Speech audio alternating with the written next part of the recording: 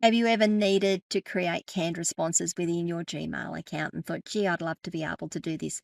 Good news is you can, and today I'm going to be showing you how. Stay tuned. Even if you don't use Gmail, you might find something that you can use and go and look at your existing system to see if it's already there. Stay tuned. That's what we're doing today. Welcome to Rise and Shine, your daily business tech boost with me, Charly Leetham. If you're a small business owner looking to simplify technology and get real, actionable advice from someone with 35 years of IT experience, you're in the right place. Every episode, I'll dive into tools and systems like email, CRM, marketing and tracking, and I'll break them down into bite-sized tips you can use straight away. Your time is valuable, so let's get straight to the point. It's time to work smarter, not harder. Rise and Shine, it's your business tech boost with me, Charly Leetham, episode number 706. I think I've got that right. It's Walkthrough Wednesday, and I had a question from someone over the last week or so asking me how they could do canned responses. Now, a canned response is a pre-written response. So someone comes in. A good example of this for me is someone asking to be a guest if I'm accepting guests on this podcast. And I have a canned response that I pull up. It's a template. It's got all the information I need in it. It lays out everything. I can pull that into an email. I just go and say, insert this template, and go and edit it and personalize it a little, and then hit send. I don't have to rewrite it. I don't have to go and copy and paste the text from everywhere.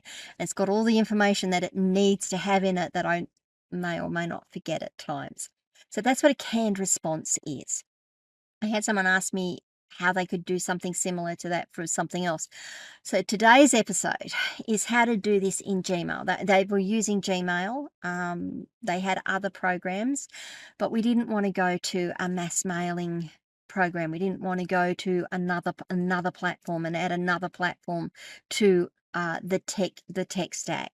We really want to try and keep things as tight as possible, less tools, use what we've got if possible. So I thought, well, let's look at Gmail and see how we would do it with Gmail. So today's episode is about how we enable and create reasonable looking emails using Gmail templates. I'm going to share my screen and we'll get right into it. Okay, so we're in Gmail. I've cleaned it out so I can do this demo. What we're going to do is we're going to create a template. Google calls them templates. Other services might call them canned responses. They all do a similar thing. Google, it's templates. So what we do once we're into our Gmail account, come across the cog at the top on the right-hand side. If you have a look on my screen, hopefully you can see the pointer. It says settings, click on the settings, and then when it comes up, you get quick settings. Just click on see all settings, and that's going to take you into the settings menu. Lots of things you can look at in here. We're not interested in anything but the advanced menu to do this. Once you're in advanced, come down to where it says templates, and you'll see it says enable or disabled. Mine are disabled. We're going to enable it. Yours will probably be disabled. Click enable and click save changes. That's the first thing you've got to do. Now, you only ever have to do that once. When you want to create a new template, and you need to do this every time you want to create a new template, not use the template, but we're going to create it first of all. Now, click on compose, and we are going to put, thanks for getting in touch. I'm just going to do a real quick and dirty one. Hi, and I'm going to put a placeholder in here to prompt me to remind myself, prompt me to change that. I shouldn't stutter when I do these things. This is a quick message to say thank you. More information here. More.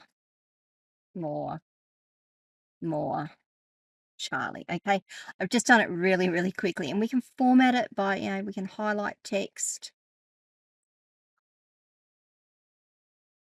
and come down to the formatting menu here at the bottom where it says send, where we've got the AA. If you don't have it open, just click on the AA, it comes up. We can do things like change the font size, we can bold it, we can italicize it, underline it, change the color of the font of the text. We can also change the font we're using. We don't have many options, but we've got a few. You can make bullet lists, you can indent less, you can indent more. And then here with the 3, you can remove formatting, strike through, put in a quote. You've got a number of formatting options, so you can make the email look reasonably pretty just in the editor. I'm going to cover making it look a little more prettier or do other things. Yeah, I've got another option for you after this. However, once you're in here and you've written your template message, come down to the 3 dots at the bottom, near the send menu, in the same line as the send menu. Come across to the right where it says more options. Click on that. You see where it says templates? Click save draft as template and then save as a new template. I'm going to leave it as thanks for getting in touch. Now you'll notice it's taken what I've put in the subject line. I'm going to click save. So that's there, that's done. I'm going to just get rid of that. So there's nothing there. I've got something in drafts. Let's go and discard our drafts. So there's nothing here. Now if I click compose and come down to the 3 dots at the bottom and go to templates, you'll see now we've got a template that says thanks for getting in touch. And if I click on that, my template's gone in, my text has gone in. And if I click back up in recipients, I can send that to whoever. You can also do that with a reply. If you click on reply, you can also insert the template into your reply as well. That's one way of doing the template. That's one way of doing that's how you do the template. To show you a way of getting nicer formatted templates in, this isn't foolproof. It does take a little bit of finessing. What I did, because I'm a bit lazy, is I went to ChatGPT, and I'm not going to show you the whole conversation because it took me a bit, but I've got it to output something that looks a little nicer. It's still not great, but it's given me something I can work with in there. And what I'm going to do is I'm just going to copy that entire thing it's given me. So when you go to ChatGPT, ask it to do some formatting. I've got a prompt you can borrow. I think I'll put it into the show notes. Just remember, it's not foolproof, and I haven't had time to finesse it down to anything great. But we've got the text here. We're going to say copy. You go back to my Gmail. I'm going to click on compose. I'm going to paste it in there. Now you see it's pasted everything in. We've received your request. I'll put that in the subject line. You see what a nice emoji in the subject line. You don't have to have an emoji in the subject line. You can get rid of it. And then what I'm going to do is just do a little bit more formatting. I'm not going to replace the EM dashes. Normally I would go through and remove all the EM dashes and make sure I edit it so that it sounds like me and not something that's been created by AI. This is great for an example to give you an idea of how you can get your formatting done.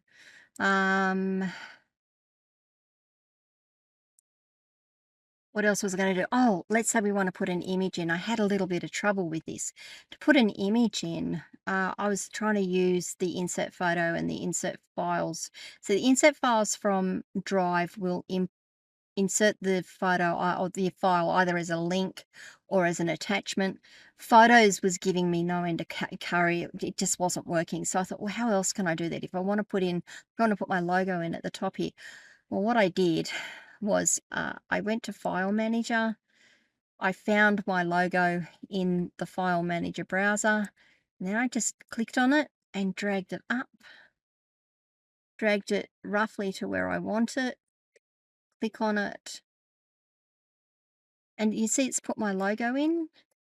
Now, if I click on that, I can actually reduce it down. So if you've got an image you want to put in to make it look a little bit more official or make it look nicer, you can do that anywhere in here. So if I had wanted to put that, for example, in here, I would just do the same thing again. Well, in fact, this time what I'd probably do, oh, you can't do that there. Okay, that's fine. Normally I'd copy it and just paste it.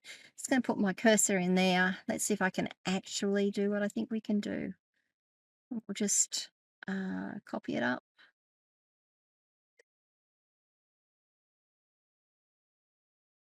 And it's put it in where I wanted it to. And you can resize it. You can change the size of it, best fit, small, original, edit the alt text, or you can remove it. So that's how you put your images in. So if you've got images you want to include in your email, you can do that. You can change your link, so you can make a link here. So submit support request. I'm going to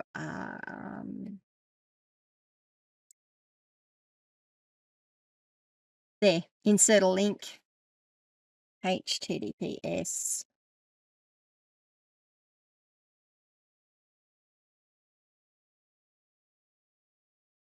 Click apply. Okay, so that's put that in. Now I can also, what else can I do here? I can make that bold. Wonder if I can change the color of it. So that's given me a background on it.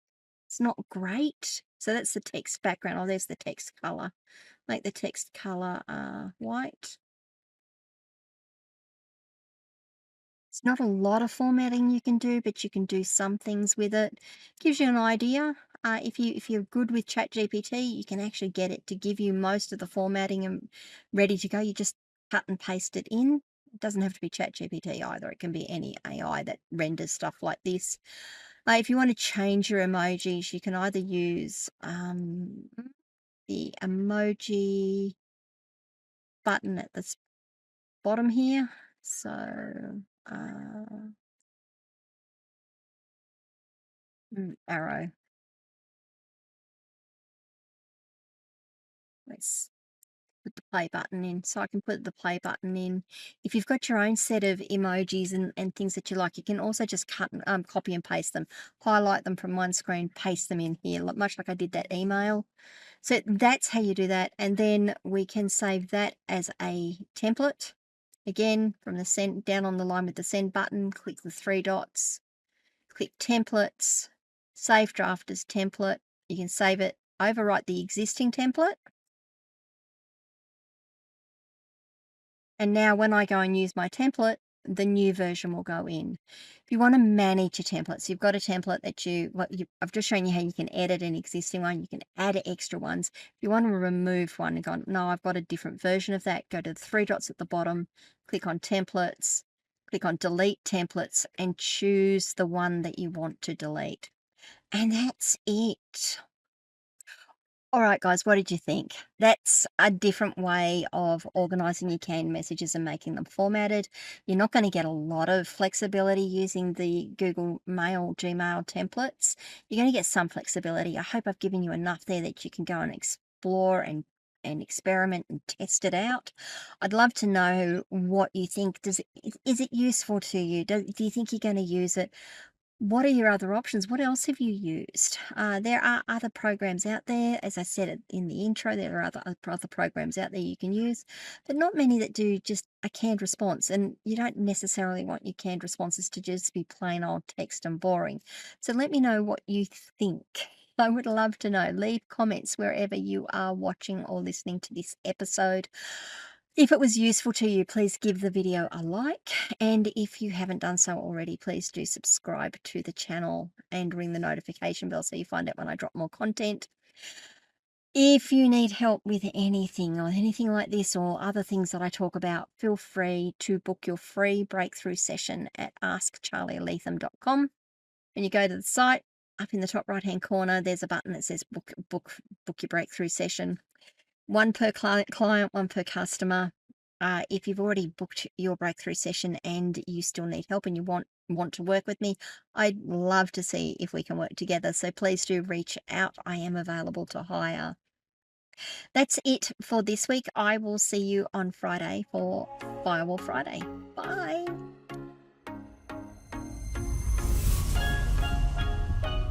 Hey there, thanks so much for tuning in to Rise and Shine, your daily business tech boost. hope today's episode gave you some actionable insights that will make your business tech work smarter for you. If you found value, be sure to subscribe, leave a review, and share it with other small business owners who could use a daily boost. For more tips, tools, and resources, visit www.askcharlyleetham.com. Until next time, keep rising, keep shining, and let's make tech simple together.